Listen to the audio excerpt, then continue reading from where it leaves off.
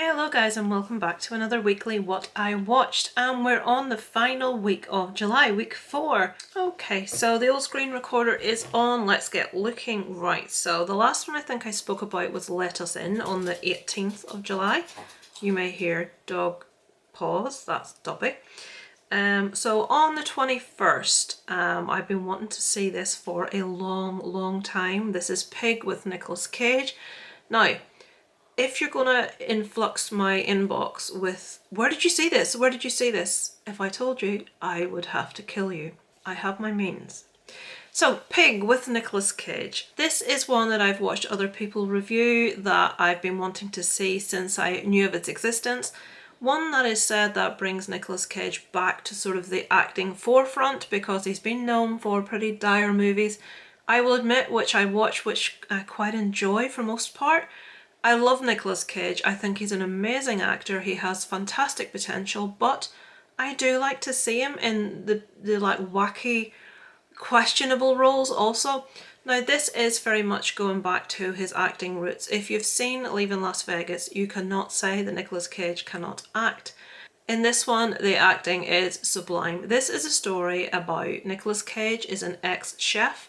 He is living an isolated life as something of a hermit in the middle of nowhere, and his only companion is a pig who he loves dearly. And this pig gets truffles for him. She snuffles through the ground and she gets truffles, which he sells, and this is a way that he makes his living, that he lives.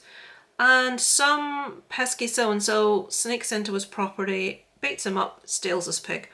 This movie is about Nicolas Cage's search for his pig. But it's not like a John Wick action kind of thing, which a lot of people have put it across as. I think someone explained it as a portrayal of grief, which I very much agree with. I really did enjoy it. It's not going to appeal to everyone because it is slow, it is very deep. You have to think about what you're watching, or it makes you think about what you're watching. It's not going to be for those action fans of Nicolas Cage or the fans of the wacky psycho Nicolas Cage. This is a slow, thoughtful, beautiful piece of acting. I'd say it's a drama, if anything. I gave it a 3.5 out of 5. I really enjoyed it. I don't think it's on par with some of his best acting roles, but I do think he was fantastic in it. So that's Pig, 3.5 out of 5. On the same evening, I watched The Sleepless Unrest, The Real Conjuring Home. This is a documentary style movie. I do believe it is documentary, not just found footage, where a group of paranormal investigators are given access for, I believe, 2 or 3 weeks. Let me see. The world famous house that inspired the Conjuring film has recently been sold and is now open to paranormal investigations. With special access, a small group of filmmakers and paranormal investigators are allowed to move into the famously haunted home for 2 weeks, so I was right, in the hopes of capturing evidence. And this is what we see in the movie, capturing evidence. There are a couple of happenings that are eyebrow raising. As someone that watches a lot of this kind of thing, I'm very much into the old haunted stuff. It's a lot to watch for very little payback. There are a couple of bits of footage that are interesting, but unless you're really into this sort of thing, I would say you're not going to get that much from it. I gave it a 2 out of 5. I found it quite disappointing for what it was, and especially where it was. I mean, the Conjuring house, I expected all sorts to be kicking off. But as I say, if it's your thing, check it out. If not, perhaps you could avoid that one. On the next evening, I checked out Vicious Fun, which I have been wanting to see for a while, having heard Sean from Lost in the Reel and Joe from Geeky Hijinks talk about this very positively. This is like a black comedy horror. I'm usually not into comedy horror. It's so hard to get the line correct. This I really enjoyed. This is a movie about a young guy who inadvertently finds himself in a meeting for, it's like AA for serial killers basically, and he finds himself there through no fault of his own. I'm not going to tell you how, but we get to meet several different individuals, their way of going about their trade. How's this young lad going to escape from this situation? Is he going to be found out? Obviously he needs to pose as being a killer himself. So we look at all the different situations he gets himself into. It's a nice character look at different people. The acting in this is fantastic and thoroughly believable. The characters who are the murderers are all so different, but also believable in the role of a serial killer. I thought this was, it's what it says, vicious fun. Is it a lot of fun? It's on Shudder at the moment. One of the better ones. I would recommend it. I give it a 3.5 out of 5. So I would recommend check that out if you're a horror fan. On the following evening, I finally saw the Forever Purge. Now, I have heard pretty bad reviews for this one, so I wasn't expecting too much. I have seen all the movies in the franchise. I do really enjoy the first one because I think the concept of the Purge and what it is was really well captured in that first movie of the family locking down inside their home, and how terrifying this actually is if you really think about it, that you can do anything for 12 hours, you can kill anyone. No one's safe, no one's protected, and I feel the first movie did that really, really well. The later movies to a lesser extent, but were more about the lavish kills and the costumes and things like that. This one does dial it back a bit, and it's a lot more political than the rest. We do look at racism to a major degree in this. And while I very much agree with the points that it was putting across in this movie, and I abhor racism and all any ism, to be quite fair with you, I felt this movie was more about trying to bang you over the head with political statements than about entertaining you. I didn't love this. I thought it was passable. I thought it was okay. But the judgment from me, if I don't care what happens to our characters, I'm not really invested, and I have to admit I was not really invested in this at all. I don't really need to go into the storyline of the Purge and what it is, but in this case it's more like a group of people that band together. But it's pretty mediocre in my opinion. I give that a 2 out of 5. On the next evening, another one I've been wanting to check out since I saw Sean at Lost in the Real review this one, The God Committee. Now this has Julia Stiles, who I am a massive fan of. I wish she was in more movies. I love her. And Kelsey Grammer of Frasier fame. They play, there are other, I can't say Janan Garfo, I can't even say her name. Janan Garofalo? Jesus, Lisa. Anyway, this is about a committee that is set up to make the decision when an organ becomes available for transplant as to who of the applicants are going to get that heart in this case. We also sort of follow the behind the scenes life of Kelsey Grammer's character, and to an extent Julia Stiles, and what's going on in their life. But this is all about hospital politics, about who really should be getting this organ, who it maybe is gonna go to, the sort of argument on the board between the young and the old of what's right versus what's best for the hospital. This is quite a slow drama. I really enjoyed this actually. What did I give it? I gave it a 3 out of 5. I liked it. I think you may go into it expecting more from it. You may think this is going to be absolutely amazing. It is definitely well worth a watch. I enjoyed it, but I think it had the potential to be much better, but still well worth a watch, folks. So that's The God Committee.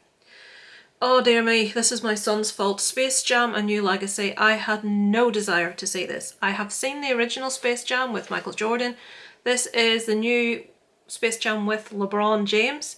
Now, there must be a meme going about in the young people spectrum that I'm not aware of, where kids go about shouting, LeBron James, for no reason. Isaac does it constantly, LeBron James. And when he knew LeBron James was in this, he wanted to see it, so we watched it. It's bad. I'm not the target audience, obviously, but I hated this. My son, on the other hand, he's 10, he enjoyed it. Obviously, it's animation mixed with live action, basketball. LeBron James is in it with his son. Is it his son in real life? I have no idea. But in this game, it's his son. They're learning life lessons. There's cartoons. There's Bugs Bunny. It's terrible.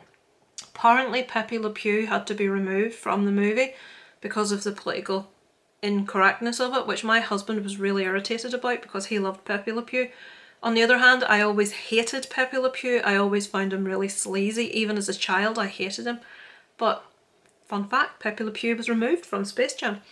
On the same evening, I checked out, now this was reviewed, I think it may be Flicks with Nick on YouTube, reviewed this one, and I really liked the sound of what I heard. This is Banshee Chapter. So The experiments are over, the terror has just begun. I'm going to read this because I can't explain this one to you. On the trail of a missing friend who has been experimenting with mind-altering drugs, a young journalist, aided by a rogue counterculture writer, The Silence of the Lambs finds herself drawn into the dangerous world of top-secret government chemical research and a mystery of a disturbing radio signal of unknown origin. This is about people taking a drug that supposedly has something to do with the government, which did exist in real life, and they can pick up this weird radio transmitter signal and weird shit happens, and things happen to the people that take the drug. People go missing or nasty things happen to them. This is like the real life drug experiments taken and turned into something else. It's done in a sort of found footage type movie. I gave it a 2.5 out of 5. It kept me entertained. I watched it from beginning to end, but I was sitting thinking, really? It's one of those movies where you watch and you think, no, this is stupid now, this is ridiculous. So I wouldn't say rush out and watch it. If you're a massive fan of found footage or government sort of cover-up stuff, then maybe you may enjoy it. Same night again, so I watched 3 movies this day. Space Jam we'd seen that afternoon, and then I watched these in the evening. Blood Red Sky, I believe, is on Netflix at the moment. This is... Right, I'm not going to tell you. You may know what type of movie this is, but I'm not going to spoil it for you. This movie is all set in an aircraft. A woman with a mysterious illness is forced into action when a group of terrorists attempt to hijack a transatlantic overnight flight. In order to protect her son, she will have to reveal a dark secret and unleash her inner monster she fought to hide. So this woman is on the flight. She is taking medication, like in a vial with a syringe. We're not sure what it is. Is she diabetic? We kind of know there's more going on than that. I'm not going to tell you exactly what's going on, but we have the sort of action thriller side of the hostage taking of the plane, and then we have the kind of horror side of this woman's dark secret and what happens. And this is alright, this wasn't bad. I give this a 2.5 out of 5. It kept me entertained, I watched it to the end, but I found myself really struggling to stay awake near the end because it was just too long. I don't know, does it say here how long this is? I don't think it does. It's 2 hours. This movie should have been an hour and a half. It's way, way too long, and it just goes on long after you've lost interest. I would say it's worth a watch, but you probably will find your attention wander as you get near the end. On the 26th, Animales Humanos. So this is a Spanish movie, I believe. Is it Portuguese? Is it Spanish? Nothing here to tell you what it's about. This is about a couple of neighbours. You have 2 couples.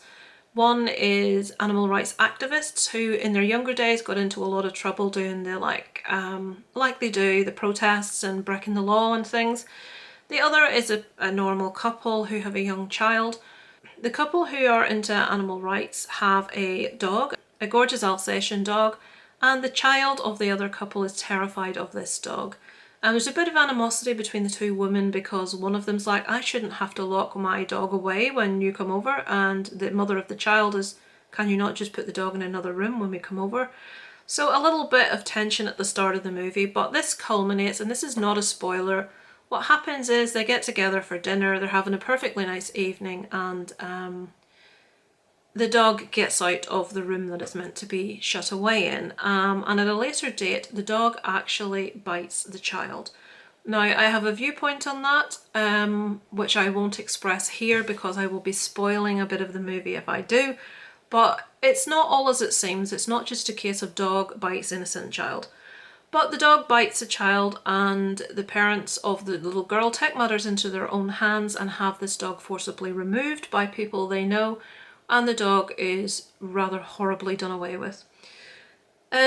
Ensue seeking of revenge. The family find out that these animal rights activists haven't been entirely truthful about their real name. We don't have any history on them.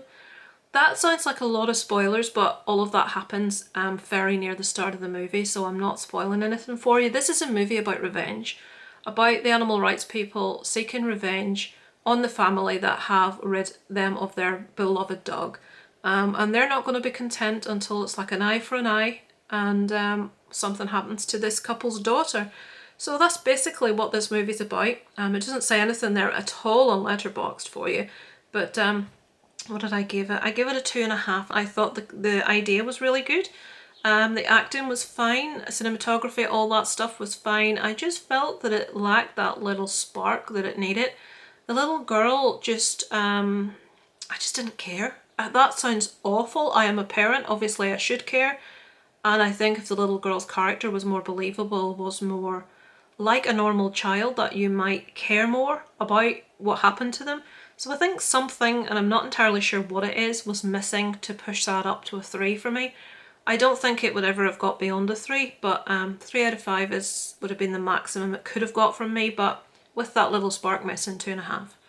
And finally, I'm not going to talk about this one yet because I've just started it. Well, it's an 8-part series. I've watched 4. I think I've watched 4 episodes of the 8, so I'm halfway through. It's kind of a new thing where they're making dramas out of true crime cases, which I'd rather watch a documentary, but this is a true story about a young man who is murdered on Halloween night at a party, and it's about the night of the party, about the fallout that follows, the police investigation, trying to get to the bottom of what happened, who's involved. And 2 of the girls that are tied to the event that maybe have nothing to do with what happened but were there are both daughters of very, very wealthy people. And this also brings the social standing in of when people that are very wealthy or are from wealthy families are involved in something, that stuff gets covered up very quickly. It's a true story. It's really interesting. The guy's name is Luis Andres. Oh, I can't remember. Colmenares. That's his surname, I'm sure it is. Yeah, Luis Andres Colmenares. It's there in front of me. Was it an accident or a murder inspired by true events?